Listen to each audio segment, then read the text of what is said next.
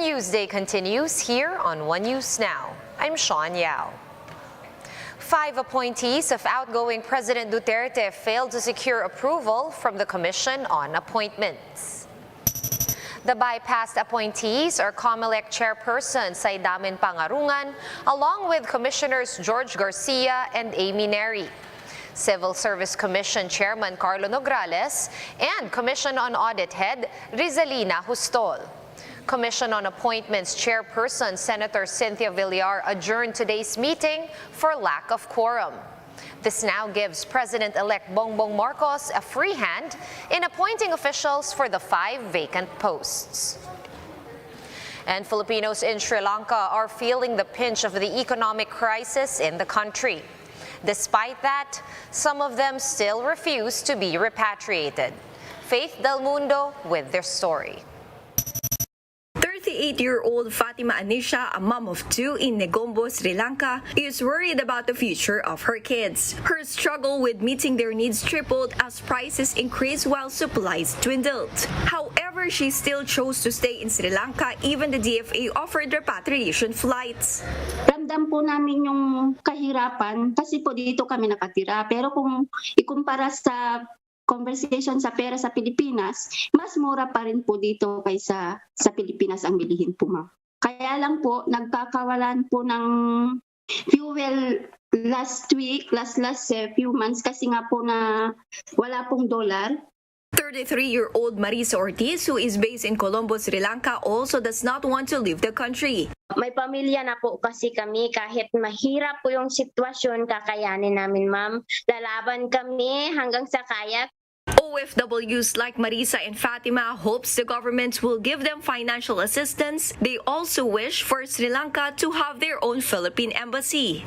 Nananawagan po kami sa ating presidente, sa ating vice president o di kaya kay Sir Rapitolfo na sana po ay mabigyan kami ng ayuda kahit konti lang po para po sa makatulong po sa aming needs po dito. Mas okay sana kung may Sri Lankan embassy para sa mabilisang pang proseso ng aming papel at kung may mga Pilipino din na nabubugbog. Marisa and Fatima are just 2 of the 492 Filipinos in Sri Lanka who are experiencing the brunt of the inflation crisis. According to the Philippine Consul in Sri Lanka, the Philippine government is committed to helping the Filipinos there. The DFA has promised to distribute $300 per Filipino in Sri Lanka on top of the option to take repatriation flights. Naghihirap po. The DFA is going to Sri Lanka to give financial assistance po. Pagbibigay po ng financial aid sa mga adults po na $300 per Filipino para mapangtawid po nila.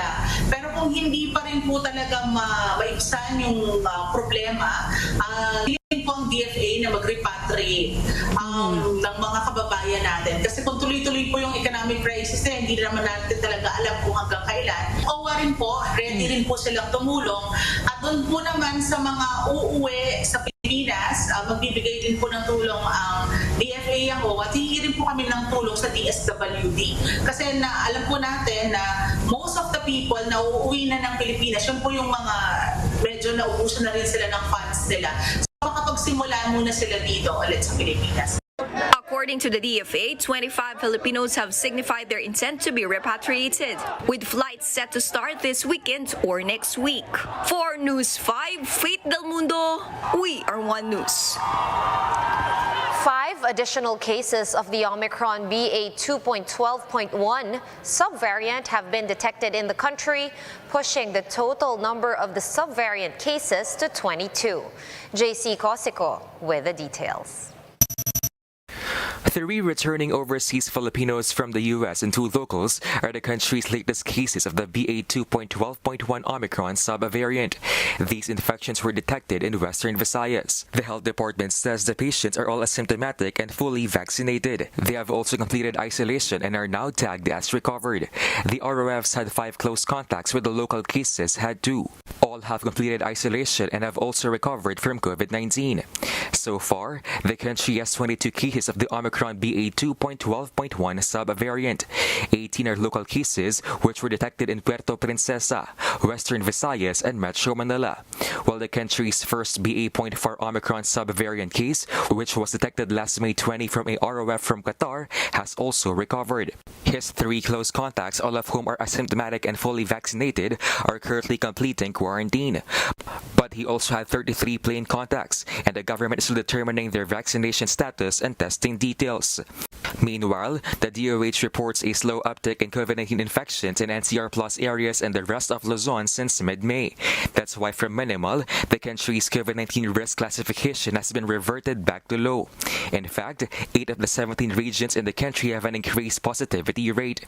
Apart from NCR, it includes Cordillera, Ilocos Region, Central Luzon, Calabarzon, Western Visayas, Central Visayas, and Zamboanga Peninsula. Sa kabilang banda, nananatili namang mababa ang mga kaso ng COVID sa Visayas at Mindanao. Ang mga nasabing pagtaas ng kaso ng COVID ay small increases sa ngayon. Wala pang dapat ipangamba. Despite the case increase in Luzon, hospitalization rates remain low, and so do COVID-19 cases in Visayas and Mindanao. DOH Technical Advisory Group member Dr. Edsel Salvana says this means that COVID-19 interventions are working. That's despite the recent activities which were feared to be super spreaders like the elections.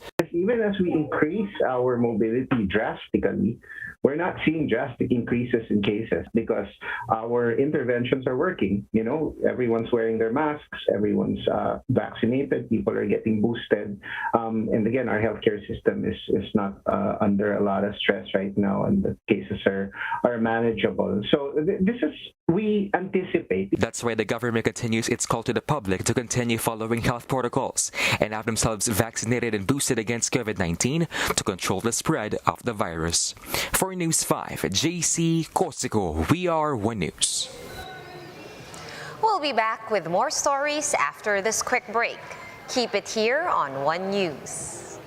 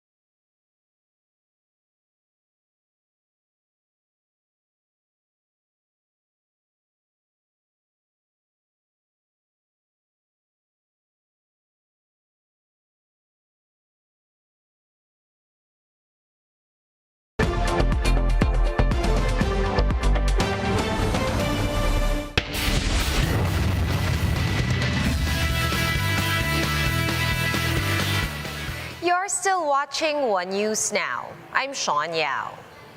Barangay Ginebra forward Joe Devance has announced his retirement after 14 seasons in the PBA. In an Instagram post, Devance says he's hanging up his jersey to focus on his family. He also thanked the teams he has played for, as well as his fans for their support. The former #1 pick entered the PBA back in 2007 and played for 4 franchises. He ends his career with 12 titles, 1 with Alaska, 5 with Sun-Made Coffee, and 6 with Ginebra. And here's a quick look at today's other top stories. Senator Cynthia Villar has backed out of the Senate presidential race, saying that she is no longer interested in the position. She's now supporting Majority Floor Leader Mig Zubiri to lead the upper chamber. Incoming Press Secretary Trixie Cruz Angeles wants vloggers to be accredited in order to attend press briefings in Malacanang. She added that regular palace briefings under the term of Marcos Jr. will be done once or twice a week. Outgoing Tourism Secretary Bernadette Romulo Puyat has been named as Deputy Governor of the Bangko Sentral ng Pilipinas. Puyat, who holds a master's degree in economics, served as economic consultant to the Arroyo administration. Liloan Mayor Cristina Frasco will be replacing her as tourism chief. For more updates, visit News 5, The Philippine Star, and Business World online. Visit our website, onenews.ph, for more in-depth analysis. You can also catch One News on the Signal Play app. Register for a free account at www.signalplay.com and stream One News Live anytime, anywhere. Masks on, wash hands, and stay safe, Philippines. I'm Sean Yao. We are One News.